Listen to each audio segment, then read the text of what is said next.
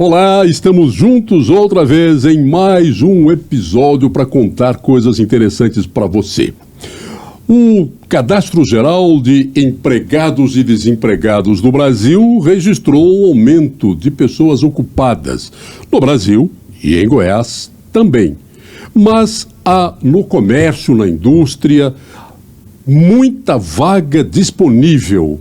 Há uma incoerência, aparentemente, mas tem uma explicação para isso.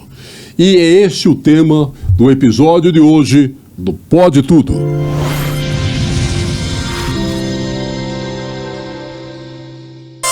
Apoio Cold-Track Rastreamento. Seu carro na palma da mão. Para falar com a gente, explicar essas coisas de procura de mão de obra, que está faltando no mercado, e mais gente ocupada, comigo aqui para conversar o gerente de estratégia do Sebrae Goiás, Francisco de Lima. É um prazer te receber aqui. Muito obrigado por aceitar o meu convite. A gente que agradece o convite, ficamos muito felizes aí, honrados. O CAGED, o Cadastro Geral de Empregados e Desempregados, apresentou um número positivo bom para Goiás e para o Brasil. Tá, mas ainda, em todo lugar que a gente vai, tem gente precisando de mão de obra. Indústria, comércio, construção civil. Vamos falar primeiro dos que estão colocados, dos que ocupam lugar no mercado de trabalho. Assim, quando a gente olha para os números, o CAGED ele divulga mensalmente, né, os dados do resultado, do saldo dos empregos gerados no período, né? Então, assim, quantas pessoas foram contratadas e quantas foram demitidas no período. Então, a gente consegue calcular ali o saldo. No mês de setembro, as pequenas empresas, né, mote do Sebrae, elas geraram mais de 5.600 novos postos de trabalho, né? E quando a gente olha para o ano, foram mais de 55 mil. E quando a gente junta esse número, não só do aumento, né, do número de postos de trabalho, a gente vê um comportamento aí mês a mês, principalmente dos pequenos negócios, de saldos positivos, né, de janeiro até setembro, que foram os últimos dados divulgados. A gente vê realmente que estamos num momento muito interessante do Brasil quando a gente fala da relação de emprego, né? Então tem se diminuído muito a taxa de desocupados, né, aquelas pessoas que estão procurando emprego e que não estão conseguindo, né? Estamos chegando em patamares muito baixos e bem baixos. E aí na sua abertura você falou, né, da dificuldade do comércio, da indústria, do serviço, de conseguir encontrar essa mão de obra. Então, quanto mais você tem um número menor de pessoas procurando, maior também vai ser esse problema para os empresários. Mas também falta gente querendo trabalhar, né? Não é só gente que está procurando emprego. Tem gente que já nem entra na estatística porque parou de procurar emprego, porque de alguma forma conseguiu se manter. Exatamente. O IBGE, quando ele vai fazer o cálculo, ele faz o cálculo em cima das pessoas que buscam emprego. Então, se tem um contingente menor buscando, né, então acaba que impacta no índice final aí de pessoas desocupadas, que estão procurando emprego e não conseguir aí uma colocação no mercado. A gente tem que olhar com muito cuidado todos esses índices. A gente tem também um contingente muito grande de pessoas que muitas pesquisas, né, matérias também tratam da geração nem, né, que nem trabalha nem estuda e que também não procuram, não buscam, né? Então a gente tem no Brasil uma massa de pessoas que poderiam estar no mercado de trabalho e não estão.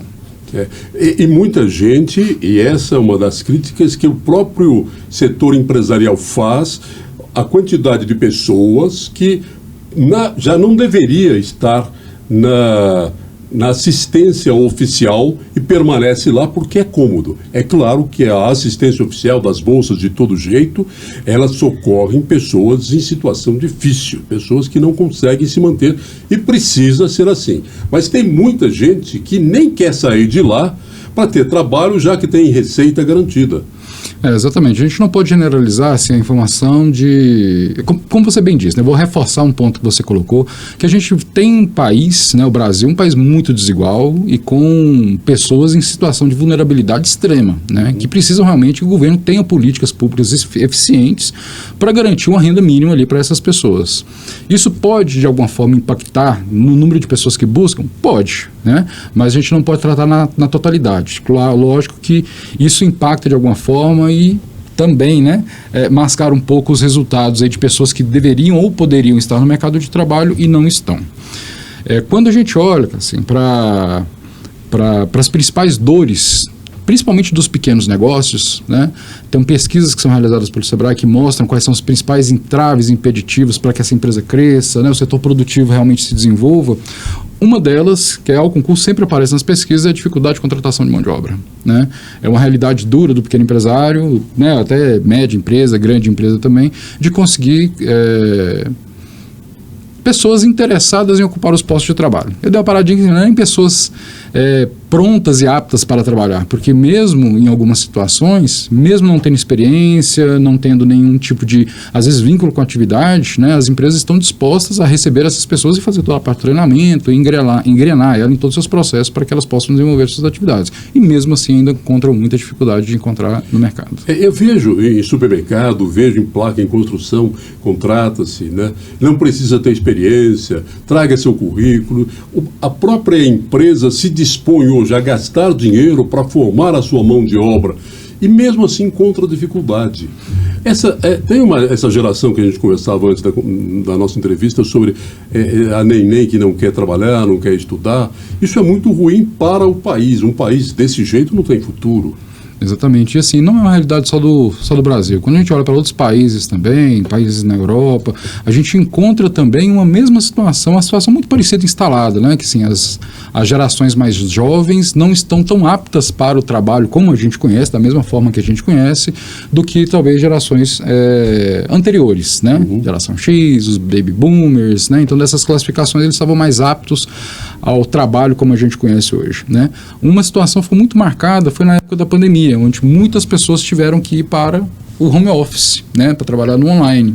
E muitos tomaram gosto por isso, né, principalmente nas áreas de tecnologia. Hoje, para você conseguir encontrar uma pessoa para trabalhar com tecnologia de forma presencial, é muito difícil, porque a maioria deles optam por trabalhar de forma remota, né, dá mais flexibilidade para ele, pode trabalhar de qualquer lugar, de qualquer cidade, de qualquer, às vezes, país, né, para uma determinada empresa.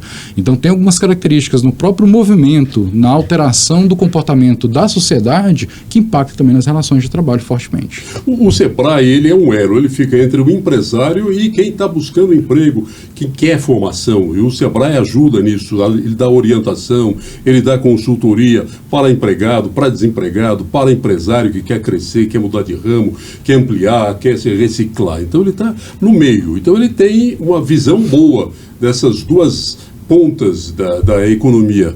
O que o empresário fala hoje? O que ele busca hoje? Olha, eu vou te falar que ele está buscando o mínimo, né? Assim, realmente, diante das dificuldades de contratação de mão de obra, realmente está bastante complicado exigir-se um perfil muito apurado para determinadas vagas, né? Então eles abrem mão disso, como você falou, investem na formação e na qualificação para que tenha realmente pessoas para poder estar trabalhando ali com seriedade, com dedicação, né?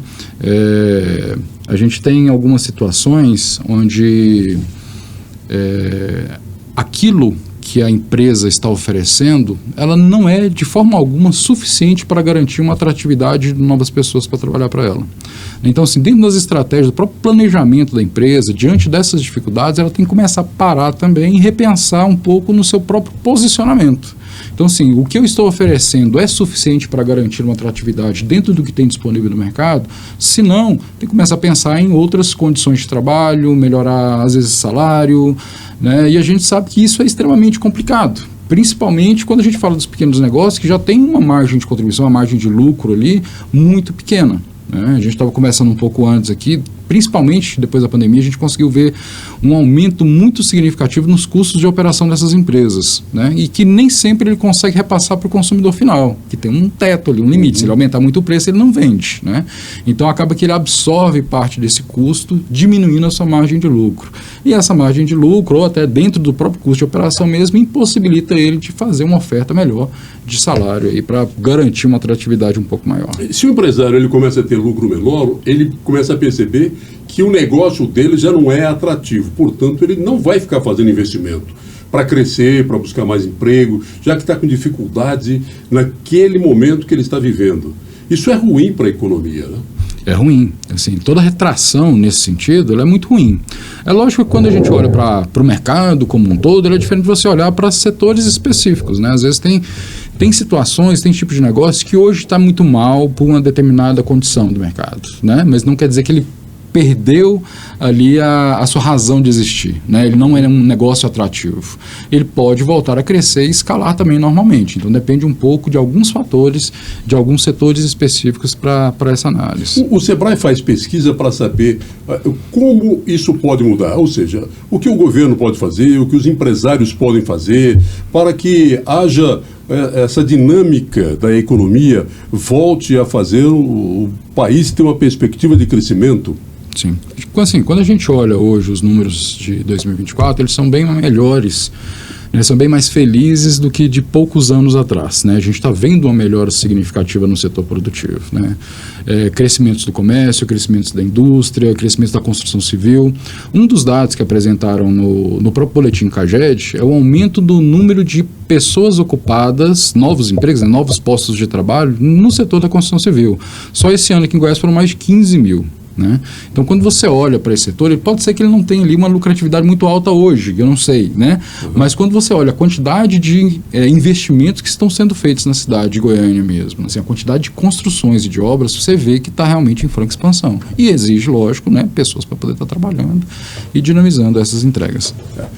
A construção civil é uma locomotiva, ela impulsiona muitos outros setores da economia, mas exige uma mão de obra também qualificada.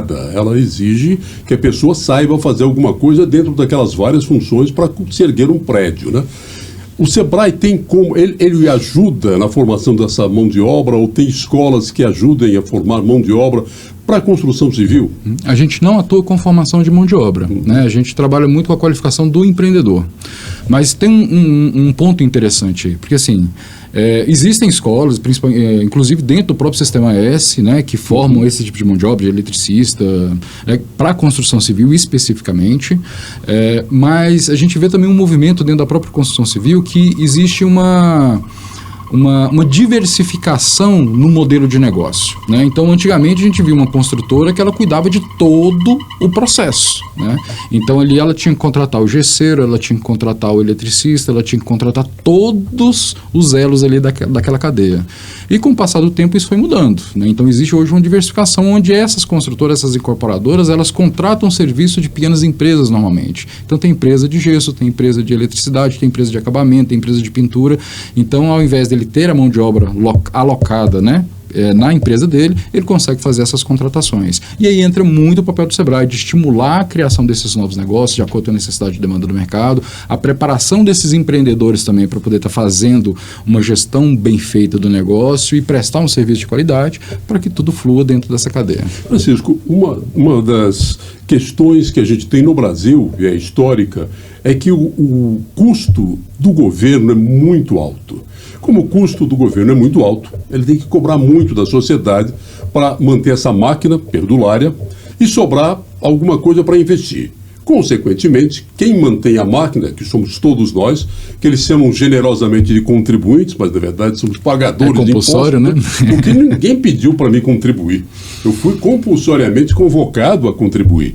Então eu não sou contribuinte coisa nenhuma. Nós dois somos aí compulsoriamente pagadores de impostos. Então, essa máquina, se ela também não se desengordurar, fica difícil se pensar em investimentos. Eu tive, é comum nas leituras recentes que o investidor começa a desistir do Brasil porque as coisas estão ficando muito caras, o custo do dinheiro é caro, a insegurança jurídica atrapalha, quer dizer, a perspectiva de futuro próximo é ficando muito ruim. Portanto, o empresário que está aqui, que poderia pensar em investir, já começa a botar um pé atrás, porque ele não tem mão de obra para ajudar a tocar o que ele já tem, quer dizer, tem que haver uma mudança também no arcabouço maior, não, Francisco? Tem, com certeza, né? Então, assim, não só na questão, lógico, de enxugamento da máquina pública, né, assim, de uma gestão de gasto mais eficiente, de investimento mais eficiente para o país, mas também todas as questões de desburocratização. A gente tem uma legislação muito pesada, né? Quando a gente pensa, às vezes, até mesmo para o pequeno empresário, que tem já algumas facilidades, ainda é muito complicado. O custo Brasil ali de você poder estar prestando as informações necessárias toma um tempo muito grande do empreendedor e, normalmente, quanto mais complexo, maior a chance de erro, e nesse erro gera multa e gera penalidades. Então tem toda uma simplificação e uma desburocratização que ela precisa acontecer do setor público, né, do Brasil para os estados, para os empreendedores, né, dessa cadeia. E não somente isso também, entender que o setor produtivo, que as empresas, elas são a mola propulsora do desenvolvimento de qualquer nação, né? Você precisa, lógico, tem as questões de investimento do próprio governo, mas também o setor produtivo ele tem uma parcela extremamente importante nesse desenvolvimento, então precisa ser muito bem cuidado, precisa ser muito bem olhado. E tem uma coisa que às vezes é uma reclamação recorrente, né? Assim, paga-se muito imposto no Brasil, né? Essa afirmação, quando a gente olha com um pouquinho mais de cuidado, a gente vê que tem países, né, que têm condições melhores de empreendedorismo, que estão em rankings melhores do que o Brasil, que cobra-se muito mais imposto do que o Brasil. Só que você recebe de volta aquilo que você pagou em forma de prestação de serviços, né? Aqui tem não é impressão, né, mas uma crítica muito grande que o que se paga você não recebe de volta, né? Então esses investimentos que são feitos acaba que ficam caros, mesmo não sendo proporcionalmente em termos de taxa maiores do que os outros países, né? Quando a gente olha para a classe média, vamos pegar a classe média e não pensar nem em empresa mesmo, né? Em outros países você paga às vezes um imposto de renda maior, mas você tem a escola do seu filho garantida, você tem uma saúde, né, minimamente ali garantida. Aqui no Brasil a gente tem algumas coisas, tem um SUS que ainda funciona, tem suas críticas e tudo mais, mas ainda é um modelo que funciona. Mas assim, a educação, você tem que pagar uma educação privada para o seu filho, você tem que pagar uma segurança privada, você tem que, né, então tem todo um pagamento dobrado, né, em cima dessas questões. O custo, por exemplo, nós falamos aqui sobre construção civil, ele tem o custo da segurança da construção civil, o custo da segurança de qualquer comércio é muito alto também. O prédio onde você mora, também você precisa ter segurança, ter câmera, ter um sistema de que dê uma mínima garantia, coisas que você já paga para que o Estado lhe ofereça. Então isso é um custo que você tem que despender sem ter um benefício para a sua felicidade, para o seu lazer, para você ser, né, desfrutar daquilo que você ganhou trabalhando. Exatamente. Essa mesma avaliação que a gente faz enquanto pessoa física é a mesma que o empresário faz também. Então, se o imposto que eu estou pagando, ou que eu estou repassando para o meu consumidor final pagar, que de toda forma impacta ali no meu preço final, né, e complica, se eu não tenho benefício de volta, todo o tanto que eu pago é caro. Né? Como é que você ensina estratégia hoje, já que você dá a unidade de estratégia do Sebrae dentro de um quadro que ele tem? Os economistas falam assim que eles usam uns termos que, para não causar muita... arriscado, não, complicado, não, também não, mas é delicado. Então, quer dizer, eles nunca falam uma posição clara, trágico, não desanimam, né? Mas temos uma situação delicada agora. Então, dentro desse quadro que a gente tenta amenizar até os adjetivos usados, como é que você ensina estratégia? Olha, é uma tarefa árdua, porque assim, a estratégia, a criação de estratégia, na verdade, é a tentativa de você antever o futuro, né? Então você olhar para o que está acontecendo hoje, projetar isso para frente com base em tendências, né? E tentar trazer para agora, para o presente, que tipo de ação eu posso tomar para poder estar aproveitando certas oportunidades, ou seja, aproveitar aquilo que é oportunidade para mim e mitigar ali as minhas ameaças, né? Da minha atividade econômica, quando a gente fala de empresas. Então, a gente tem que olhar, quando a gente fala de estratégia, a gente olha muito para dados e informações, né? Então, não dá para você ir pelo achismo ou pelo senso comum. Você tem que se basear realmente muito em dados, ver para onde que, né, o futuro está indo, para onde que as coisas estão caminhando, para que você possa tentar antever e criar alguns cenários. Tem um cenário mais pessimista, um cenário, né, conservador, um cenário mais otimista, e ali você tomar as suas decisões, né? Decisão para negócio é aquela coisa, o risco da atividade econômica ele é do empresário, né? Ele toma a decisão do que ele quer fazer. Então, às vezes, ele está num momento ruim hoje, mas ele olhando para o futuro, fala assim, olha, é ruim momentaneamente, vai melhorar, ele faz uma aposta, né? E trabalha nessa aposta e pode ser que ele tenha mais ou menos resultado nessa sua assertiva. Você disse que a estratégia não é achismo, trabalha-se com dados. E você trouxe alguns dados aqui. Tem a ver com o que nós estamos falando, né? Esses dados que você trouxe nesses papéis cheios de números aqui. Exatamente. Então, quando a gente olha, porque existe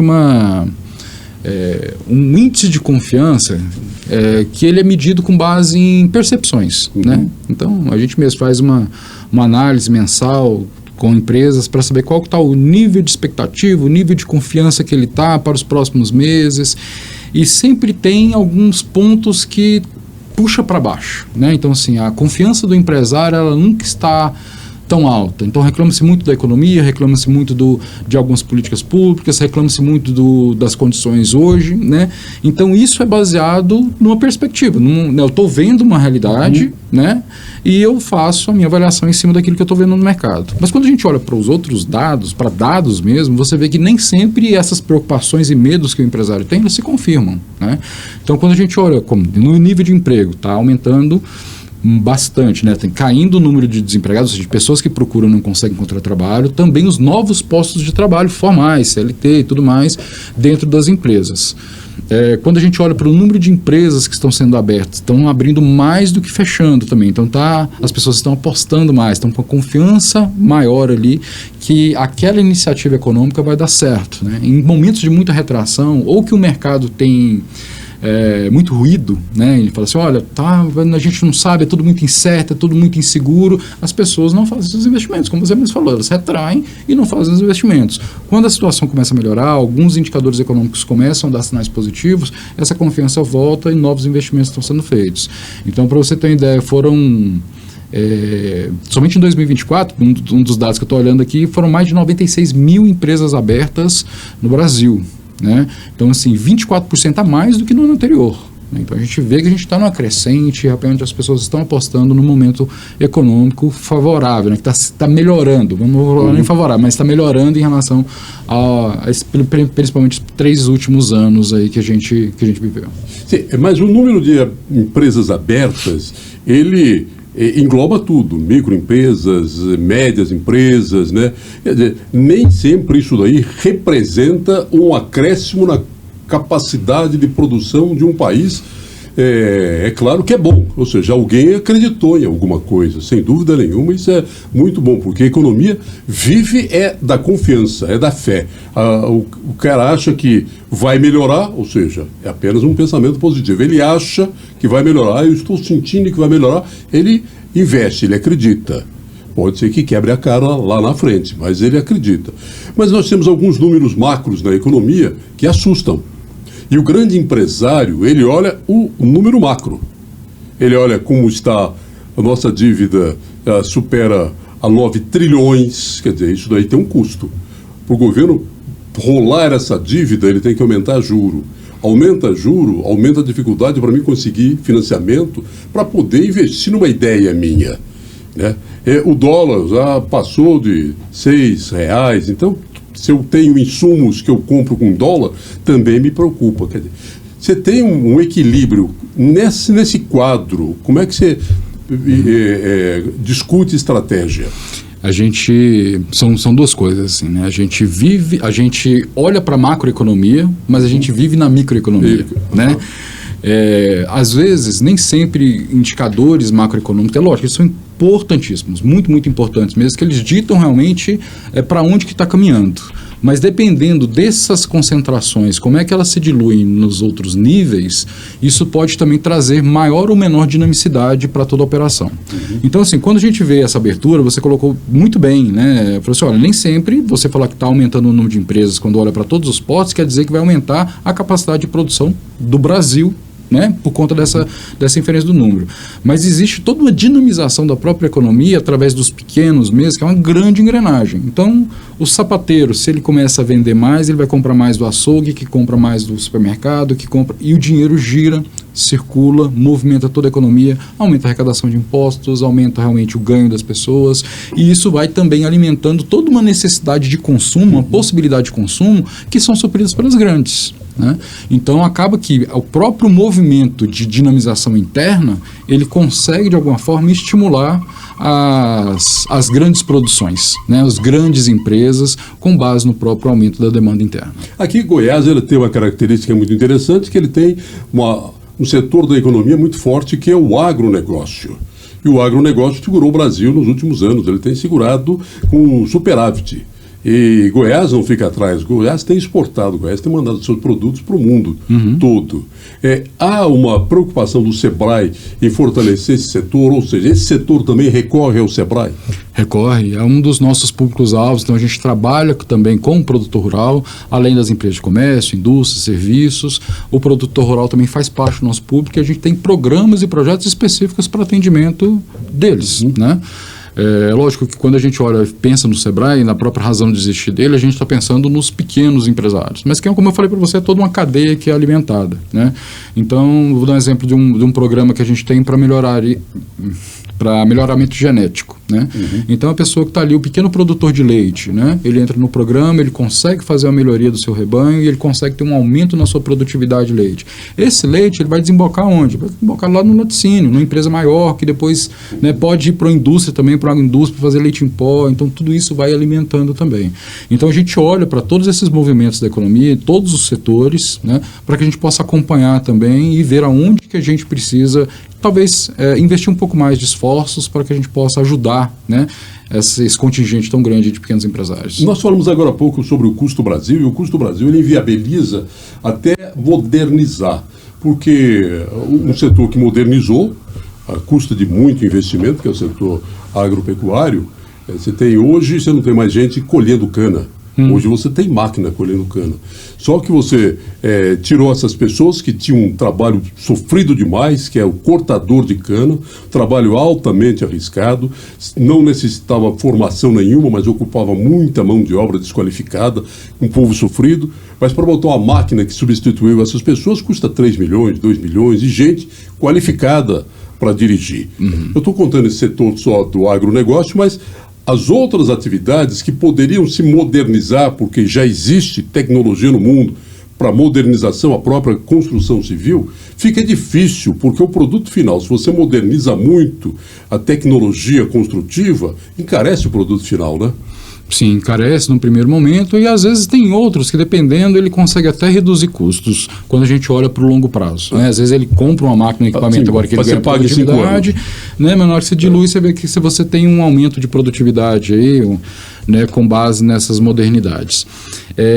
E a gente, assim, tem uma tecnologia que está tão em voga agora da inteligência artificial, né, e um medo da população da maneira muito forte, né, que a inteligência artificial vai tomar os empregos das pessoas, né? E a gente vê que realmente isso vai acontecer, por mais que as pessoas falem que não, vai, né? Tem um impacto, tem um impacto. Como você falou assim, a colheitadeira, quando saiu ali da colheita manual e foi para uma colheitadeira de 3 milhões que passa, que tem uma pessoa operando, que faz o trabalho talvez de 50, de 100 pessoas no campo, isso reduziu o número de empregos. Mas são movimentos que a gente vê ao longo da história que acontecem e as pessoas precisam se reinventar, né? Talvez aquele emprego especificamente do cortador de cana, que naquela propriedade foi extinto, ele não vai existir mais, mas outros empregos são criados também dentro dessa lógica, né? Então, assim, outras áreas começam a demandar. Por isso que é muito importante para as pessoas que buscam, que querem um emprego, que estão buscando qualificação, enxergar um pouco desses movimentos e investir bastante nas suas capacitações, em como você se desenvolve, para que você esteja pronto para aproveitar essas oportunidades e não seja varrido aí para uma margem, né, de trabalhadores sem qualificação, sem possibilidade de um salário melhor, com muita dificuldade de reinserção ou inserção no mercado de trabalho. A gente sabe que o mercado de trabalho da área de tecnologia, de TI, é um mercado muito receptivo à mão de obra, mas é um mercado em que o Brasil não consegue abastecer. Eu li uma estatística não faz muito tempo, havia uma necessidade de 500 mil pessoas formadas por ano nessa área, o Brasil produzia 50 mil por ano, quer dizer, uma defasagem extraordinária. Há muita procura lá no SEBRAE por essas áreas? Sim, a gente atende grupos específicos de empresas de TI. Eu fui um gestor de empresas de tecnologia durante alguns anos, e é um movimento, quando a gente olha para a TI, ele é um serviço global, né? Então, assim, tinha empresários de Goiânia que estavam competindo com vagas do pessoal, às vezes, de polos um pouco mais envolvidos, como é o caso de Santa Catarina, que tem um polo muito forte de tecnologia lá. E eles estavam competindo com mão de obra que estava indo para a Índia, que estava indo para outros países, né? Então, tem um movimento muito complexo nisso aí. Então, exige-se muita mão de obra, uma mão de obra boa e preparada, né? que o Brasil hoje não consegue formar a contento. E isso passa pelos diversos elos, né? A gente precisa não só sensibilizar, mas criar políticas específicas dentro das universidades para abertura de mais vagas, né? De acordo com o que o mercado está pedindo, o que o mercado está querendo, né? Quando a gente olha para uma oferta de cursos regulares hoje, você tem cursos que formam pessoas que têm muita dificuldade de entrar no mercado de trabalho, enquanto estão formando poucas que têm uma possibilidade muito grande de entrar, porque o mercado está demandando e precisa realmente desses profissionais. Quer dizer, você está formando gente que não está adaptada ao mercado. E o mercado não vai absorver, Vai absorver, né? Tem... parece um descasamento, né, entre o que a universidade oferece e o que o mercado busca. Exatamente. Existe alguma ligação, ou seja, ainda que seja trato informal, entre quem tem essa ligação com o trabalhador, o empresário e com as instituições que formam a mão de obra? Sempre tem pesquisas para poder estar fazendo mapeamento, né? Essa interlocução do setor produtivo com a universidade, com a academia, ela ao longo dos últimos anos melhorou assim, absurdamente, né?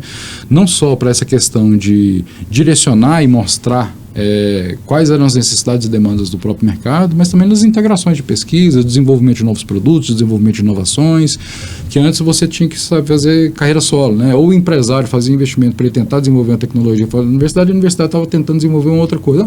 Juntos os dois, vamos trabalhar em conjunto. Então essa conversa, esse alinhamento entre o setor produtivo e a academia, ele melhorou absurdamente ao longo da última década. Uhum.